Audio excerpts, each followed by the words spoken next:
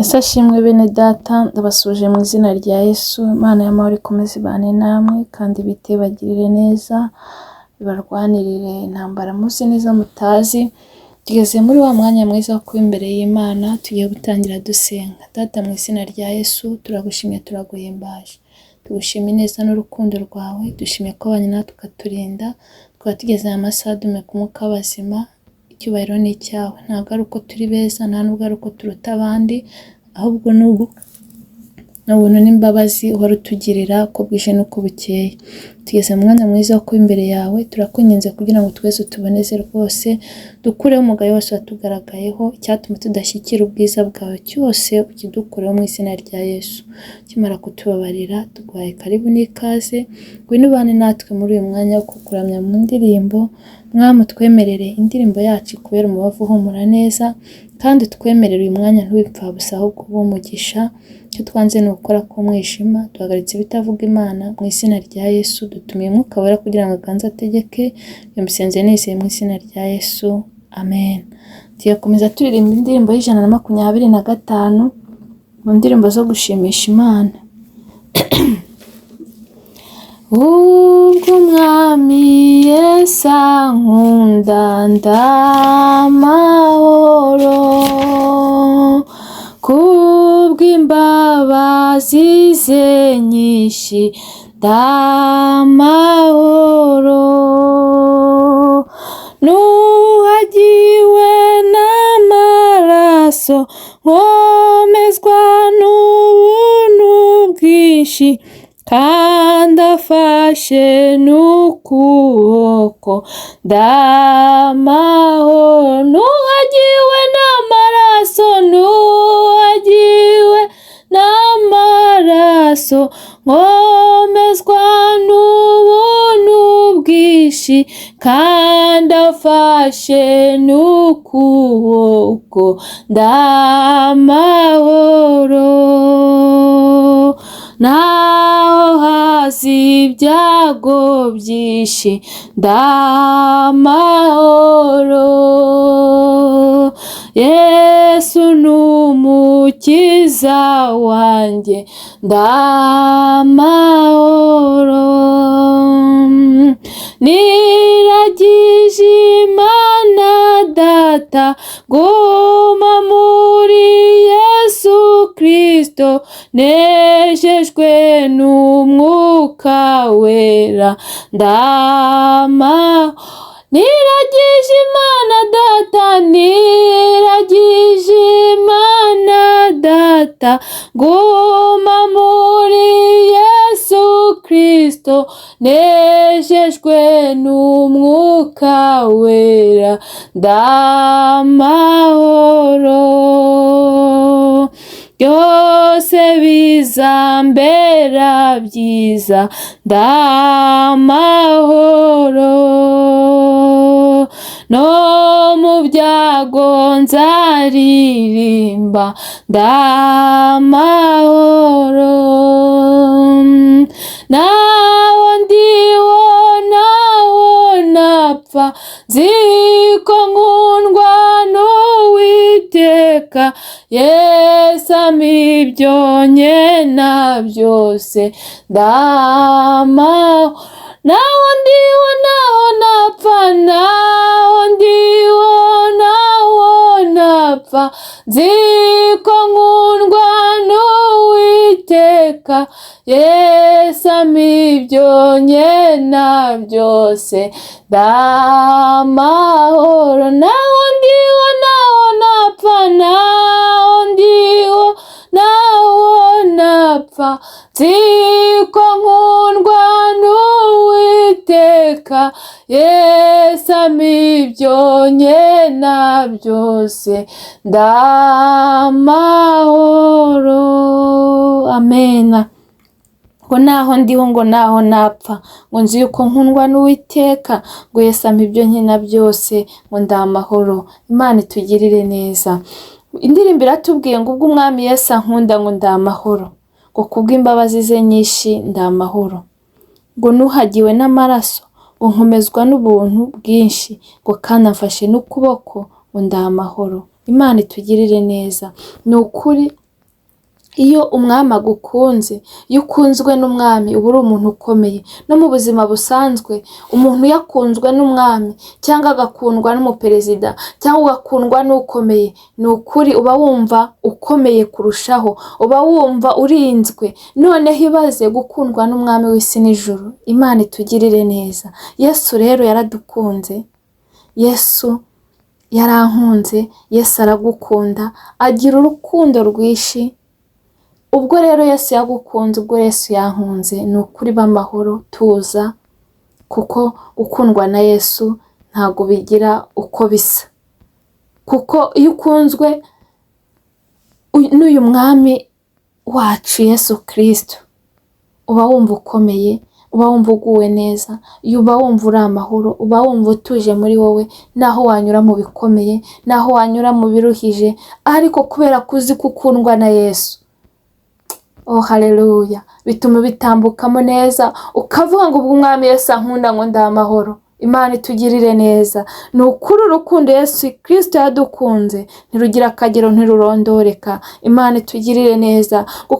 Kubw'imbabazi ze nyinshi ngo ndi amahoro. Yesu afite imbabazi nyinshi.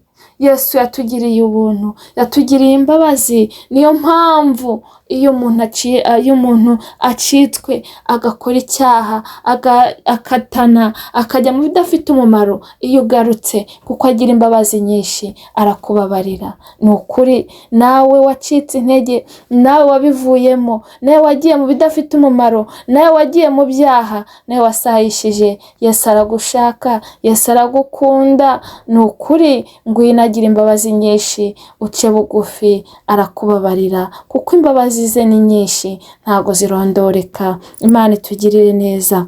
Ngo nuhagiwe n'amaraso, nkomezwa n'ubuntu bwinshi, ngo kandi amfashe n'ukuboko ngo ndi amahoro. Ni ukuri Yesu atwuhagije amaraso ye kugira ngo tubabarirwe ibyaha byacu. Ni ukuri nawe atari yuhagira, ni ukuri nawe atari yogesha amaraso ye, ngwino ku isoko, ngwino Yesu akogesha amaraso ye, ngwino. Ni ukuri amaraso ya Yesu aradukiza ibyaha, amaraso ya Yesu ahora adukiza ibyaha. Ni ukuri muri iyi si duhura na byinshi bituma tujya kure, ariko naho wacika intege, naho watandukana n'Imana ukayihunga, ariko wikigirira nabi, kuko Yesu agira imbabazi nyinshi n'urukundo rwinshi. Ngwino akuhagiza amaraso ye ubundi ubabarirwe, kuko ubuntu bwe ni bwinshi. Tugirira ubuntu kandi tudakwiriye, kandi kiruta byose yamaze kukuhagiza amaraso ye, arangije ngo agufate ukuboko. Ni ukuri ngo agufate ukuboko akagutwara, kugira ngo udasubira muri bya bindi bibi, kugira ngo utongera gutana, kugira ngo utongera gusubira inyuma. Ni ukuri ndakwinginga, na wowe wasubiye inyuma, wowe wagiye mu byaha, ngwino Yesu akogesha amaraso ye ubundi akubabarire, narangiza gufata ukuboko ubundi ukomeza urugendo, uzabona ubugingo buhoraho. Imana itugirire neza. Ngo naho haza ibyago byinshi, ngo ndi amahoro, ngo Yesu ni umukiza wanjye, ngo ndi amahoro, ngo niragije Imana Data, ngo nguma muri Yesu Kristo, ngo nejejwe n'Umwuka Wera, ngo ndi amahoro. Ni ukuri naho haza ibyago byinshi, naho haza ibibazo byinshi, naho wahura n'intambara nyinshi, naho wahura n'ibiguca intege byinshi, naho wahura n'inzitane mu nzira, oh haleluya, b'amahoro kuko Yesu agukunda. Yesu ni umukiza wawe, Yesu agukiza muri byose. Nubwo ibyago n'amakuba ari byinshi ku bakiranutsi, ngo ariko ngo Imana idukiza muri byose. Imana itugirire neza. Ni ukuri wicika intege, nubwo unyuze muri ibyo biruhije, nubwo ibyo bigeragezo bikuruhije, nubwo ibiguca intege ari byinshi, ariko Yesu ni umukiza wawe. Imana itugirire neza. Ni ukuri b'amahoro kuko Yesu ari kumwe nawe. Ngo niragije Imana Data, ngo nguma muri Yesu Kristo, unejejwe n'Umwuka Wera. Imana itugirire neza. Nawe urugendo rwawe ruragize Imana, ibyo unyuramo, ibyo ukora biragize Imana, kandi ugume muri Yesu Kristo. Nuguma muri Yesu Kristo ni ukuri ntacyo uzabura. Wiva muri Yesu Kristo. Muri Yesu Kristo harimo amahoro, muri Yesu Kristo harimo umunezero, muri Yesu Kristo harimo byose, muri Yesu Kristo harimo ubugingo. Ni ukuri iragiza Imana. Numara kwiragiza Imana ugume muri Yesu Kristo, kubera ko niho bibera, niho hari byose, kandi niho harimo n'ubugingo. Kandi ikiruta byose unezezwe n'Umwuka Wera, kuko Umwuka Wera Yesu yaravuze ngo nagera kwa Data ngo azadusabira ngo Data twereze Umwuka Wera, ngo ubundi ngo atwigishe byose, ngo kandi atwibutse n'ibyo Yesu yasize atubwiye. Imana itugirire neza. Saba Mwuka Wera rero. Mwuka Wera uramukeneye. Ni ukuri wowe nkurikiye, Mwuka Wera uramukeneye kugira ngo akwigishe byose kandi akwibutse n'ibyo Yesu Kristo yasize atubwiye. Imana itugirire neza. Ni ukuri wowe nkurikiye, isaba Umwuka Wera, kuko ni isezerano Yesu yadusigiye. Nawe uramukeneye kandi uramukwiriye, kuko umuntu wese aramwemerewe. Icyo usabwa ni ukumusaba, ariko kugira ngo umusabe ni ukubanza kwitunganya, ukiyeza, ukiboneza nk'uko waboneye. None wamara kwiboneza ubundi ukiragiza Imana, ukaguma muri Yesu Kristo, ubundi urangiza ukanezezwa n'Umwuka Wera. Imana itugirire neza. Ni ukuri wowe nkurikiye, icyama nawe ukiragiza Imana, icyama urugendo rwawe ukaruragiza Imana, icyama ibyo ukora ukabiragiza Imana, icyama akazi ukora ukakaragiza Imana, ubundi warangiza ukaguma muri Yesu Kristo, ukaguma mu munezero, ukaguma mu mahoro, ukaguma mu byishimo, ukaguma haleluya, ukaguma mu byiza byose duhabwa na Yesu Kristo. Ubundi Mwuka Wera nawe akakubera umuyobozi. Ni ukuri nta kabuza, ibi nubikora uru rugendo uzarusoza amahoro. Nawe nubikora ni ukuri nawe uzaba mu gitaramo cy'abera. Nubikora ni ukuri ntuzasubira inyuma, ntuzacika intege. Ni ukuri uzakomeza uru rugendo udacitse intege. Imana itugirire neza. Ngo byose bizambera byiza, ngo ndaha amahoro, ngo no mu byago nzaririmba, ngo ndaha amahoro. Ngo naho ndiho naho napfa, ngo nzi yuko nkundwa n'Uwiteka, ngo Yesu ampa ibyo nkina byose, ngo ndaha amahoro. Ni ukuri bizakubera byiza. Ni ukuri kuba muri Yesu Kristo ni byiza, ni iby'agaciro. Bizakubera byiza.